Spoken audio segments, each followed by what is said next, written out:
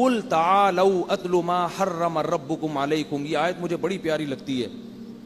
اللہ تعالیٰ ایسا معلوم ہوتا ہے کہ ہم لوگوں کے 15ویں صدی کے مزاج کو دیکھ کے نا اللہ نے یہ آیت نازل کی ہے. ویسے تو اس زمانے میں بھی فٹ تھی, آج اور زیادہ فٹ آ رہی ہے. ایسے جیسے ہم اختلافات کے بکھیڑوں میں پڑ کے نا پریشان ہو جاتے ہیں, یار کیا ہے پتہ نہیں کیا کرنا ہے, ٹانگیں یوں کرنی ہے کہ یوں کرنی ہے, ٹھیک ہے نا. ادھر جاؤ وہ بولتے زور سے آمین, وہ رفع الیدین وغیرہ نہیں کرنا, رفع الیدین وہ کہہ رہے یہ کرنا ہے وغیرہ. پھنس جاتا ہے انسان. پگڑی کون سی پہننی بھی ہے کہ نہیں پہننی, ٹوپی پہننی ہے یا کرانی ہے کسی کو, تو اتنی پریشانی ہو جاتی ہے انسان. اتنے فرقے بن گئے ہیں. اہل حدیث کی بھی بڑی قسمیں وجود میں آ گئی. ٹوپیوں والے الگ, بغیر ٹوپیوں والے. ابھی تک تو یہ تھے نا حنفیوں میں دیوبندی بریلوی بنے ہوئے تھے. اہل حدیث میں کہا جاتا تھا نہیں, اہل حدیث میں بہت سارے بن گئے, ٹوپی والے, بغیر ٹوپی والے. پھر اہل حدیث میں بعض کہتے ہیں کہ عورتیں سمٹ کے نماز پڑھیں, اہل حدیث میں ایسے علماء ہیں, اور بعض کہتے ہیں نہیں مردوں کی طرح پڑھیں. پھر جو بغیر ٹوپی والے ہیں ان میں بھی بہت نماز جنازہ کچھ زور سے پڑھتے ہیں, کچھ آہستہ پڑھتے ہیں, کچھ عجیب.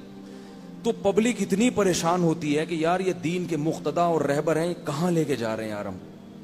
ٹھیک ہے آپ علماء کے پاس بیٹھ کے یہ مسئلے بھی حل کریں تاکہ حق تک پہنچیں, لیکن یہ اتنے بڑے ایشو نہیں ہیں. یہ مسئلہ آپ کا حل نہیں ہوا تو جہنم میں نہیں اللہ پھینکے گا آپ کو اس بنیاد. سیکھیں تاکہ گمراہی کی طرف نہ جائیں, لیکن یہ اتنا بڑا ایشو نہیں ہے. بڑے ایشو کیا ہیں؟ قرآن کہہ رہا ہے قل تعالوا, اے نبی ان سے کہہ دو تعالوا آؤ. کیسا پیارا اس انداز ہے, آؤ. نتلو ما حرم علیکم ربکم, میں تمہیں اللہ کی آیات پڑھ کے سناتا ہوں جس سے پتا چلے گا کہ تمہارے پیدا کرنے والے نے کن چیزوں کو تم پہ حرام کیا ہے. کیسا اندھیب انداز ہے. تعالوا آؤ, آؤ میں بتاتا ہوں. چھوڑو ادھر ادھر نہ جاؤ, وہ ٹانگیں چوڑی, وہ پتلی, وہ زور سی, وہ آیا, چھوڑو ادھر ادھر ادھر. کہتے ہیں نا جیسے کوئی بندہ پھنسا ہوا ہو نا, وہ گرین والا ادھر کھینچ رہا ہو, دوسرا ادھر, اور کوئی مولوی صاحب دور کھڑے تماشا دیکھ رہے ہو, پریشان ہو, یار یہ بیچارہ کنفیوز ہو رہا ہے, تو کہتا نا یار ادھر, کہتا نا ادھر ادھر میں تجھے بتاتا ہوں, زیادہ چکر میں نہیں پڑ, تو بھائی یہ 2-4 کام کر لے. بالکل یہی انداز ہے اللہ کا. اے نبی ان سے کہہ دو تعالوا آؤ. تعالوا جو ہے نا یہ بڑے احترام سے جب کسی کو کہا جاتا ہے آئیے, تشریف لائیے. عربی میں ایک لفظ ہے ایتی, ایتی مطلب آ جا, ادھر پڑا بڑ اتھے آ, اور اے تعالوا تشریف لائیے, آئیے, آؤ ہم تمہیں بتاتے ہیں کہ تمہارا رب کن چیزوں کو تم پر کیا کر رہا ہے, حرام کیا. اللہ تشرکو بہ شیئا, سب سے پہلے اللہ کے ساتھ کسی کو شریک مت کرنا.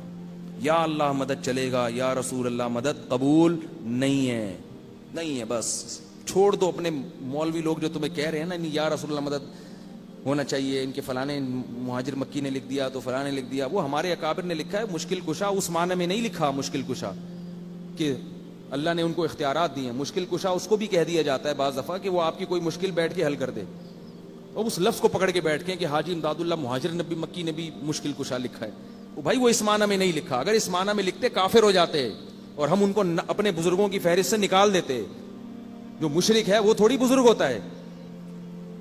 لیکن جو شریعت کی بات ہے, جو قرآن کہہ رہا ہے, وہ اس کو دیکھو کہ اللہ کے ساتھ کسی کو دعا میں شریک مت کرو. اس پہ تو 2 رائے ہیں نہیں. اس میں تو اللہ نے پیغمبروں کے والدین کو نہیں معاف کیا. بھائی ہم اور آپ کس کھیت کی مولی ہیں. تو صرف اور صرف اور صرف مدد کس سے مانگنی ہے؟ آپ بریلوی بن کے رہو, ہمیں کوئی اشکال نہیں. آپ کو میں بریلوی ہوں, کچھ نہیں ہوتا بریلوی کہنے سے. آپ کو میں دیوبندی ہوں, کچھ نہیں ہوتا. آپ کو میں اہل حدیث ہوں, کچھ نہیں ہوتا اس سے.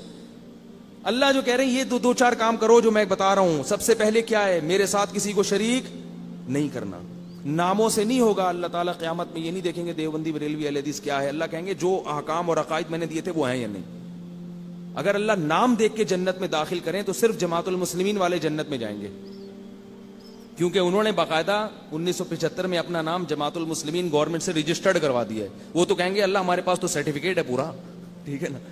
کام کرو کام مسلمانوں والے, ٹھیک ہے نا, کام. تو پہلی بات کیا ہے؟ اللہ تشرکو بہ شیئا, اللہ کے ساتھ کسی کو ذرہ برابر بھی شریک نہیں کرنا. بس اختیارات صرف کس کے ہیں؟ اللہ کے.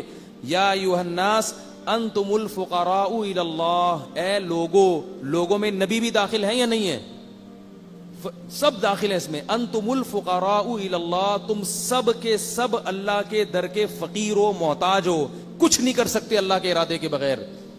انبیاء بھی اس میں داخل ہے. انبیاء تو اور زیادہ تواضع کے ساتھ دنیا میں زندگی گزارتے ہیں.